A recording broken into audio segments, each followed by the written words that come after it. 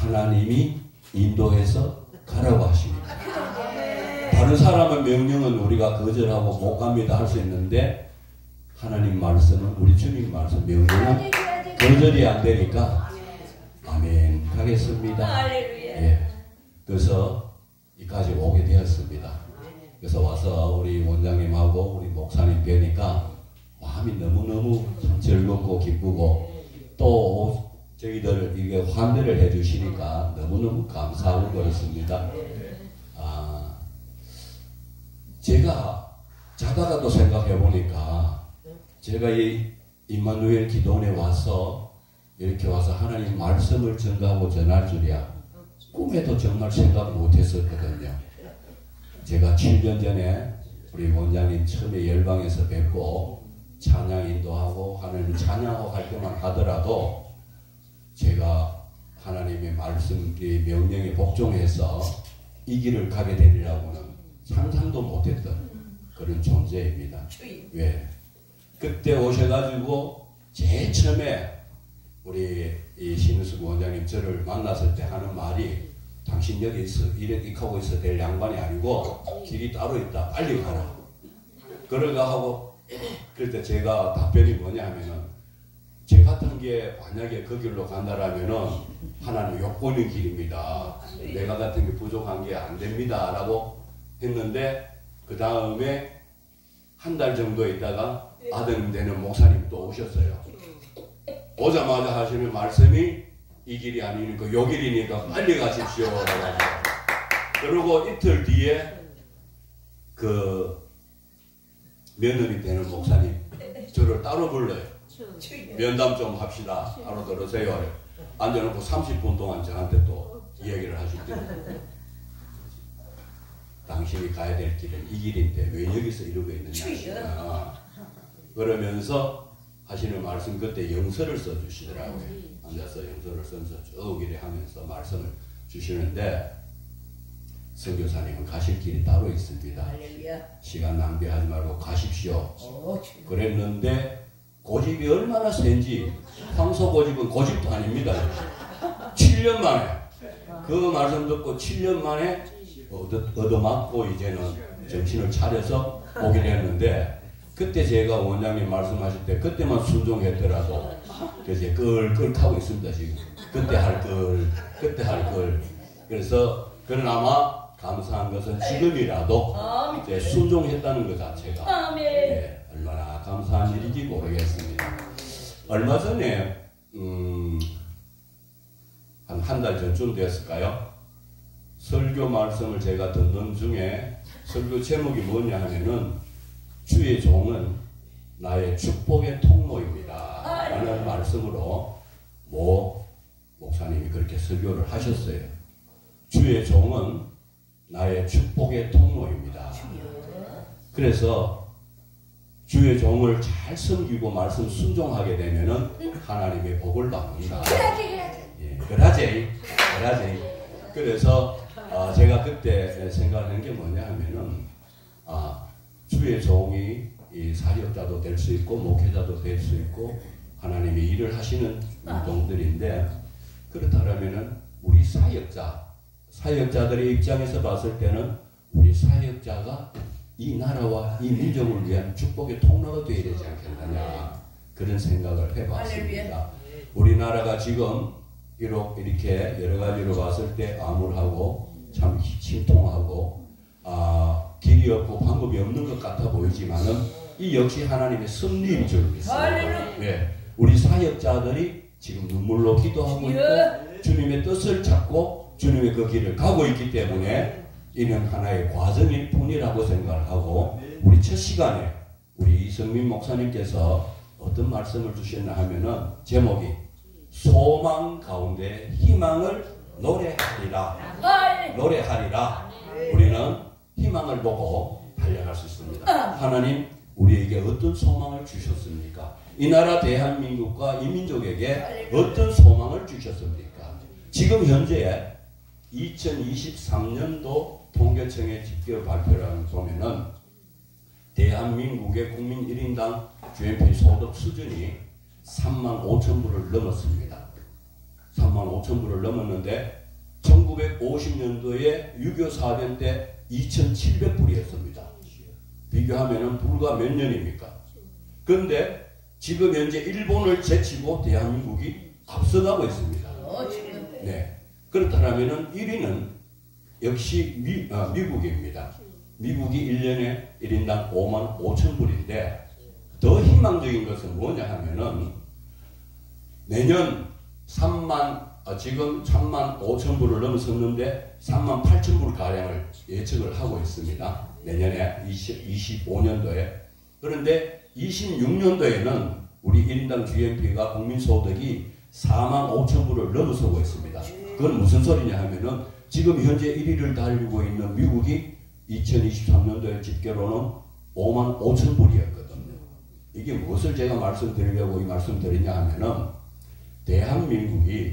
대한민국이 지금 현재 집계상으로 약 170여 개 국가에 선교사들을 파송하고 있습니다.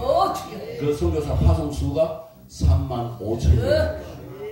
그런데 공교롭게도 파송 선교를 제일 많이 하는 나라가 미국이지 않습니까? 미국이 1인당 국민소득이 5만 5천 불인데 파송된 선교사가 몇 명이냐면은 5만 5천 명 가량 됩니다. 그러면 그게 무슨 소리냐 하면은 하나님은 예정해놓고 거기를 갈 수 있도록 만들어가고 인도하고 계신다는 거죠. 이것이 우리의 소망인 것입니다. 그래서 경제학자들은 이 나라가 2030년도가 되면은 미국 다음으로 가는 경제대국, 세계 경제대국 2위라고 예측을 하고 있습니다. 왜냐? 그것은 그 일을 이루는 것은 우리 사역자들의 몫이고 우리 기독교인들의 몫인 것입니다. 왜? 우리가 하나님의 사명을 받는 것은 뭐냐? 복음을 전도하고 그 다음에 우리 사역자들을 내보내고 기르고 하는 하나님의 복음을 전파하는 일이지 않습니까? 지금 현재 3만 5천 명이면은 5만 5천 명 여기에 2만 명만 더 보낸다라면은 그죠? 5만 5천 1인당 보면 5만 5천 정도 되면은 세계 2위가 충분히 가능하다. 그리고 이미 일본은 제치고 우리가 나가고 있습니다. 그래서 대한민국이 소망이 있습니다. 그래서 우리는 소망 가운데서 희망을 노래하리라. 그것은 우리 사역자들의 몫이라고 저는 감히 생각을 합니다. 그런데 우리 사역자들이 우리가 돌아보면은 하나님의 말씀을 받아서 움직이고 있지 않습니까? 이 하나님의 말씀을 받는 우리 사역자들이 보통 힘든 상황이 아닙니다. 우리 원장님 한 50년 되셨죠? 얼마나 그동안 힘든 일이 많았습니까? 돌아보면. 그죠? 하나님이 위로해 주시고 주님이 만져주시고 인도해 주시니까 현재 여기까지 왔지. 돌아보면은 그 사역자들이 얼마나 힘이 드는지 우리가 서울에 가면 대형 교회에 몇만 명 모인다 그러면 우리가 부러워하는데 실제 만나서 얘기 들어보면은 그 마음들이 많으면 많을수록 얼마나 힘이 들겠습니까? 우리 옛 속담에 천석구는 천가지 걱정, 만석구는 만가지 걱정이라는 속담이 있듯이 많으면 많을수록 그 사역자는 할 일도 많지만은 그만큼 힘이 든다는 것입니다. 그래서 개척교회에서 한 명, 두 명 앉아놓고 목회를 하는 우리 사역자나 대형교회에서 몇만 명을 하는 사역자나 힘든 거는 똑같습니다. 그래서 하나님이 우리 개척교회의 고통을 하나님이 왜 모르시겠습니까? 그죠? 하나님은 연단을 하시고 하나님의 때에 하나님 보내기 위해서 준비하고 계신다는 것입니다. 그래서 우리 오늘 제가 뒤에 앉아가지고 있으면서 여러분들이 특송하시는 것을 이래 모습을 보면서 뭐를 이제 생각이 나게 하냐 하면은 여러분들은 지금 이 화면을 보고 가사만 나오는데 찬송을 하는데 정확하게 하시는 거예요. A라는 분이 나오면은 그렇게 똑같이 하고 B라는 분이 나와도 똑같이 하고 한국 사람도 그렇게 하고 대만 사람도 그렇게 하고 미국 사람도 그렇게 하고 곡을 주면은 똑같이 한다는 얘기입니다.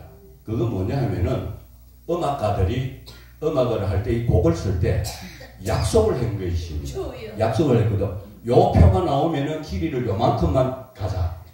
그 다음에 위에 도라는 음은 요 정도는 어떻게 처리를 해라. 이게 전 세계적으로 약속이 되어 있습니다.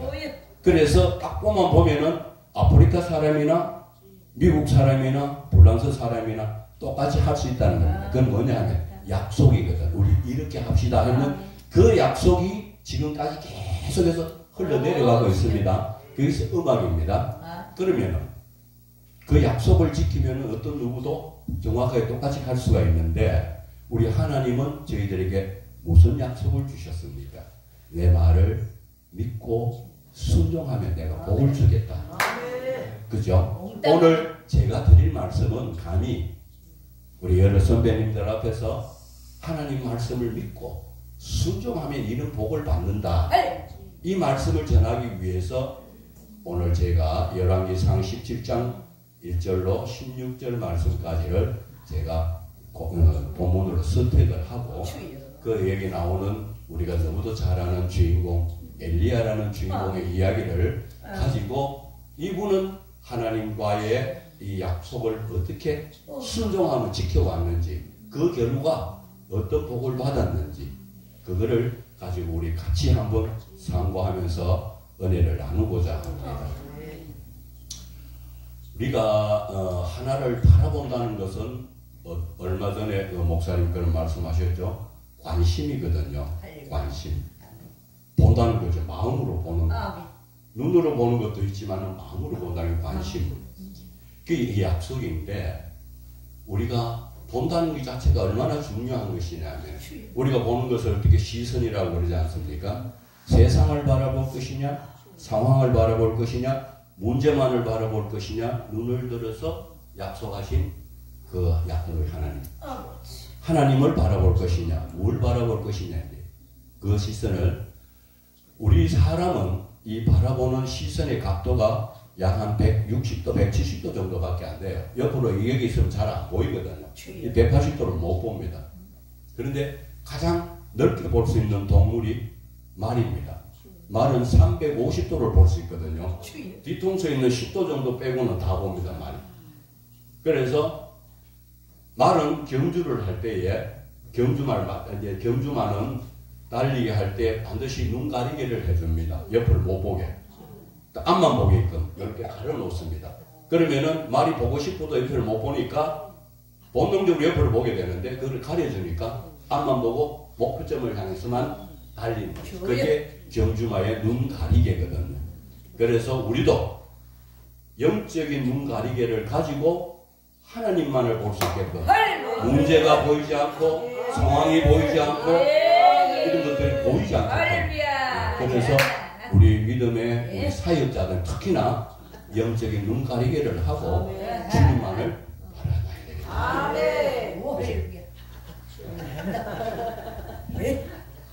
제가 오늘 이 엘리야라는 주인공에 대해서 말씀을 드려야 되는데 이 엘리야에 대한 주제곡이 있거든요.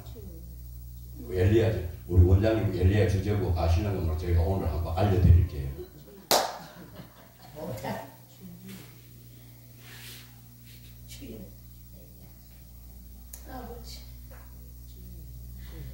눈치 빠른 분들은 벌써 다 눈치챘으니까 우리 신나게 한번 찬양하고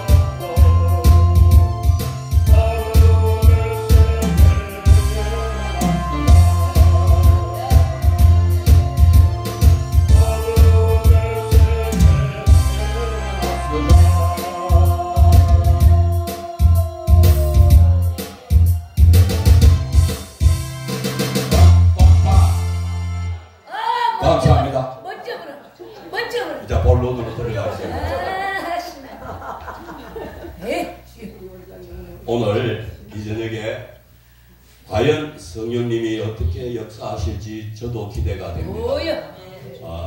제가 이제 준비하고 이제 나오려고 그러니까 제 룸메이트 되는 목사님이 가만히 계시다가 그분은 참 말이 없으신 분이거든요. 아주 점잖으신 분인데 가만히 있다가 제가 이제 준비한다고 일어서니까 강도사님 오늘 저녁에 설교가 기대가 됩니다. 그래서 제가 저도 기대가 됩니다. 성령님이 어떻게 인도하실지 저는 도구로만 서여질 뿐이니까 제가 어떻게 해야 될지 방향도 잡지도 못하고 감이 섰는데 과연 성령님이 오늘 이 저녁에 여러분들과 저에게 어떤 말씀을 주실지 오늘 읽은 본문 말씀을 가지고 함께 은혜를 나누겠습니다. 때는 바야흐로 지금부터 약 2900년 전으로 거슬러 올라갑니다. 전설의 고향이 아니고 2900년 전에 북이스라엘이라는 나라에 아합이라는 왕이 있었습니다. 아합이라는 이 북이스라엘 그러면은 여러분들이 잘 아시는 대로 이스라엘의 그 왕이 초대 왕이 사울이었지 않습니까? 그래서 솔로몬까지 통일 왕국으로 가다가 솔로몬 마지막에 하나님이 분열로 시켜서 왕국을 남유다와 북이스라엘로 분열을 시켰습니다. 그건 잘 아시고 계시니까 북쪽에 이스라엘의 10개 지파가 모여서 나라를 만들고 북이스라엘로 이름을 해서 갔는데 전에 잘 아시는 대로 여로보암부터 시작해서 나답, 바사, 엘라, 그 다음에 시므리, 그 다음에 오므리의 아들이 아합이거든요. 근데 7번째 북이스라엘의 아합 왕 때 이야기입니다. 그러니까 주인공은 아합이 아니고 지금 말씀드린 엘리야입니다. 이 엘리야는 어디 출신이냐 하면은 저 김제 전업 옆에 저기도 아니고 그거보다 더 후진 골짜기 척척 산중의 출신이에요. 길르앗이라는 지역에 디셉 사람 엘리야라고 이렇게만 성경에 처음으로 소개가 되고 있습니다. 엘리야가 우리가 잘 아는 대로 엘리야 선지자가 얼마나 위대한 선지자입니까? 이분은 이름 숫자밖에 소개가 되는 게 없어요. 고향이라고 해 디셉 사람 디셉에 아무리 작은 마을이지만은 디셉에 엘리야만 살았겠습니까? 아니지 않습니까? 그런데 공교롭게도 길르앗이라는 지역의 디셉 사람 엘리야에게 중요한 것은 하나님이 찾아오셨다는 거예요. 이거는 엘리야가 선택해서 나 만나주세요라고 신청한 것도 아닌데 여호와 하나님께서 일방적으로 디셉 사람 여호와를 지명을 해서 찾아오셨다는 거예요. 여호와의 말씀이 임하여 2절 말씀에 2절 말씀에 보면 여호와의 말씀이 임하여라고 하거든요. 그래서 임하여라는 것을 제가 영어 성경을 찾아보니까 찾아오셨다라고 표현이 되어 있더라고요. 그래서 여호와의 말씀, 여호와 하나님께서 직접 엘리야를 선택하고 결정해서 찾아오셨다는 겁니다. 자, 우리가 말씀을 볼 때, 자, 전체적으로 오늘 읽은 1절로 16절 말씀을 요약해서 제가 말씀드린다면은 길르앗에 우거하는 디셉 사람 엘리야가 하나님의 말씀에 순종하여서 축복받고 기적을 체험했던 내용입니다. 그래서 중요한 것은 제가 오늘 제목을 뭐라고 제가 말씀을 드렸죠? 예. 순종하라는 것이에요. 여기를 떠나라. 순종하라. 이게 찾아오셔서 여호와 말씀이 찾아오셨잖아요. 엘리야에게 하는 말이 뭐냐 하면은 여기서 떠나라. 여기가 어딥니까? 1절 말씀 우리 조금 이따 찾아보겠지만 여기가 북이스라엘의 수도인 사마리아입니다. 아합 왕이 왕궁을 짓고 살고 있는 곳 사마리아. 거기서 떠나라고 합니다. 하나님 말씀이. 자, 내용을 말씀드릴게요. 아합 왕은 그 시돈의 왕이자 제사장인 바알의 딸인 이세벨과 결혼하여서 이세벨 왕비가 따르던 바알과 아세라 그 우상을 숭배를 했습니다. 자기만 숭배한 것이 아니고 이스라엘 국민들에게 백성들에게까지도 바알과 아세라를 섬기도록 우상 숭배하도록 권유했던 것입니다. 하나님께서 그렇게 진노하셔서 선지자 엘리야를 아합 왕에게 보내어 우상 숭배 죄 때문에 앞으로 수년 동안 이 이스라엘에 비가 오지 않을 것을 경고를 하셨습니다. 그러자 아합 왕은 엘리야를 죽이려고 군사들을 보냈고 엘리야 선지자는 요단 앞 거리 시냇가로 도망을 갔다가 다시 하나님께서 인도하시는 대로 사르밧 땅으로 가서 몸을 피했습니다. 할렐루야. 그리고 사르밧에서 하나님께서 예비하신 한 과부를 만나게 됩니다. 아버지. 그런데 이스라엘에는 하나님의 심판으로 해서 비가 오지 않았기 때문에 굉장한 가뭄이 계속되고 있었습니다. 그래서 이 과부도 마지막 남은 기름 한 병과 밀가루 조금으로서 마지막으로 이 빵을 구워 먹고 죽기만을 기다리고 있는 그런 처지에 있었습니다. 그런데 이 엘리야가 이 과부를 찾아가서 그 마지막 남은 밀가루와 기름으로 떡을 굽되 먼저 나한테 좀 가져와라.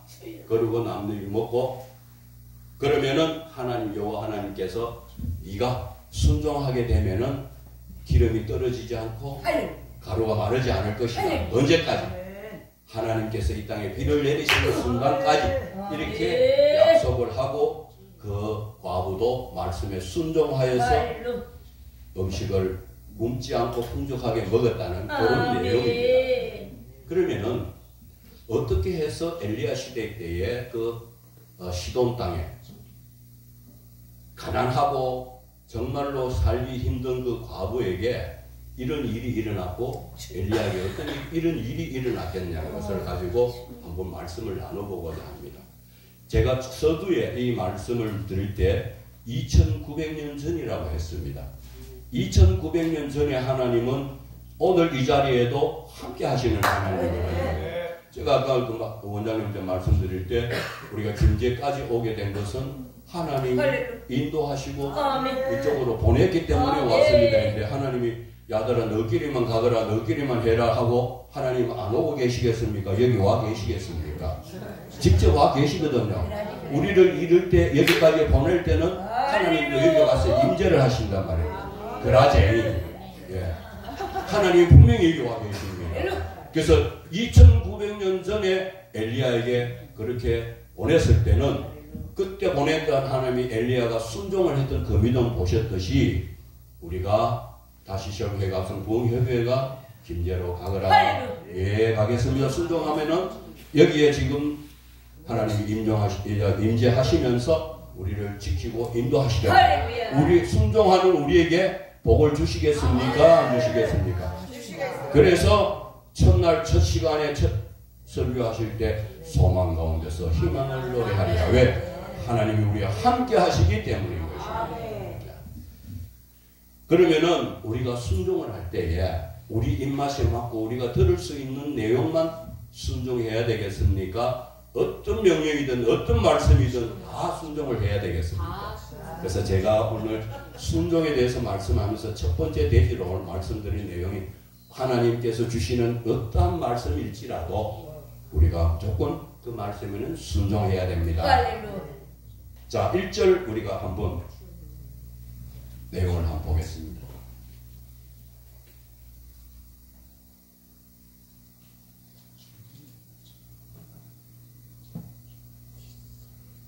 잘 보이시죠?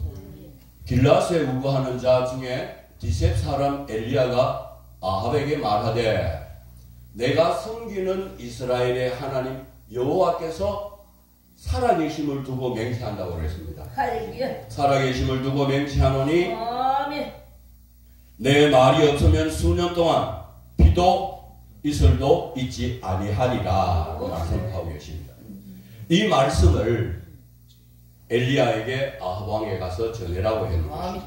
그 당시에 우리가 읽지는 않았지만은 오늘 열왕기상 17장 앞장을 보게 되면은 16장 30절로 31절로 34절까지 내용을 보게 되면 33절까지 보게 되면은 이 아합 왕이 어느 정도로 악행을 행했는지 7번째 7대 왕 중에 가장 악한 일을 행한 왕이 아합 왕이라고 이야기를 하거든요. 우리 16장 30절부터 33절까지 말씀을 한번 볼게요.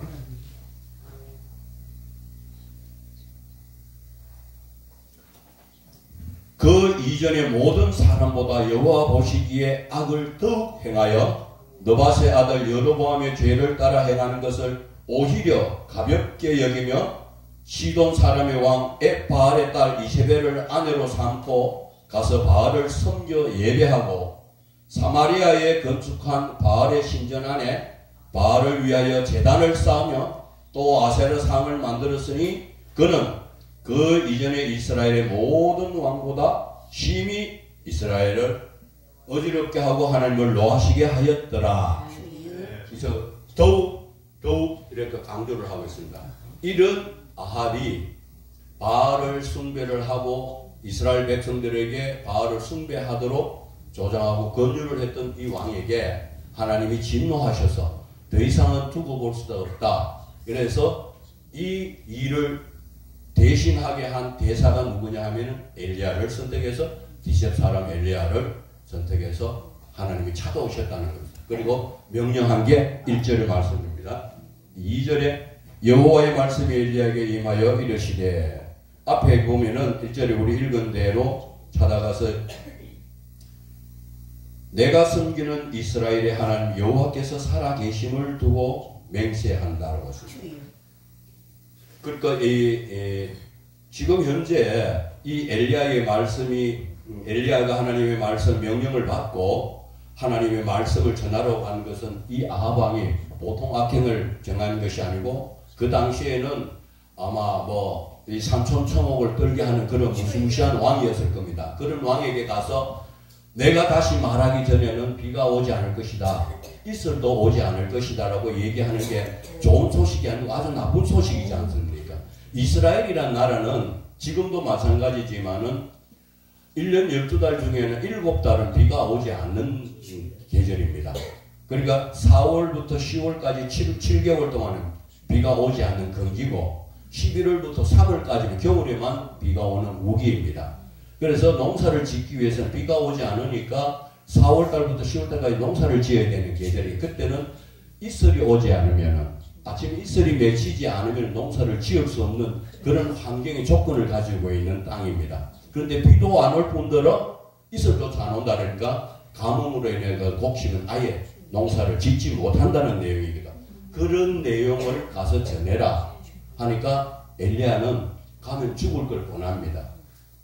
그런데 하나님 앞에 하나님이 어떤 말씀을 하더라도 순종하라. 그래서 엘리야는 그렇게 순종을 했다는 겁니다. 가서 아합에게 내가 다시 말하기 전까지는 비도 이슬도 내리지 않을 것이다. 그러니까 아합이 네 감사합니다 엘리야님 이렇게 했겠습니까? 당장 저놈을 쳐 죽여라. 그렇지, 그죠? 그러니까 엘리야가 어떻게 해야 됩니까? 일단은 피해야 되지 않겠습니까? 잡히서지기 내내. 그래서 2절 말씀 보면은 여호와의 말씀이 엘리야에게 임하여 이르시되 너는 여기서 떠나 동쪽으로 가서 요단 앞 거리 시내가에 숨으라고. 여기서 떠나서 숨어라. 우리가 외적으로 보면은 아합 왕에게 잡혀서 죽기 위해 가지고 죽지 않으려고 피해서 도망가는 것 같습니다. 그죠? 우리가 이 내용만 봤을 때는.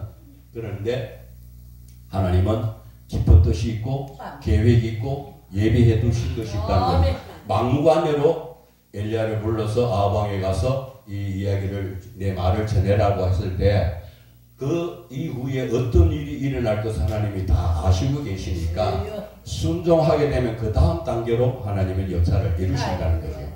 그래서 그 선택한 곳이 어디냐 하면은 사마리아에서 그리 시내까지 거리가 꽤 멉니다. 이 사마리아라는 곳은 이스라엘 전체 지도를 복해보면 서쪽 지역에 해변가 쪽으로 있습니다.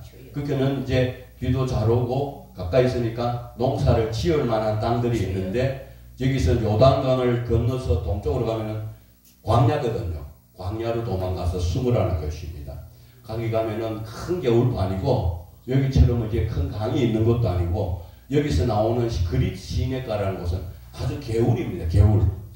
거기서 숨어서 지내라는 것입니다. 그래서 이 엘리야가 그 말씀에 순종하고 갔다는 겁니다. 여기서 우리가 보면은 항상 이 성경에 보면은 어떤 숫자가 나오거나 어떤 지역이 나오거나 할 때는 분명히 하나님이 뜻하는 내용이 있거든요. 그래서 그것을 이제 지역 같은 경우에 특히나 어떤 것인지 한번 내용을 찾아봐야 되는데, 그릿이라는 내용 자체가 분리하다, 분별하다 뭐 이런 뜻이 있답니다. 그릿. 그래서 그릿 시내가라는 것은 세상 사람들과 환경들과 어떤 문제들과도 다 단절시키는 그런 곳으로 가서 숨으라. 사람이 찾지 못하는 곳으로. 그래서 아하방의 군대가 이 엘리야를 찾아내지 못하는 곳으로 멀리 도망을 보냈다는 겁니다. 자, 그리고 하나님 더 말씀하신 거는 다음에 뭐냐, 4절 말씀에 그 시냇물을 마시라. 내가 까마귀들에게 명령하여 거기서 너를 먹이게 하리라.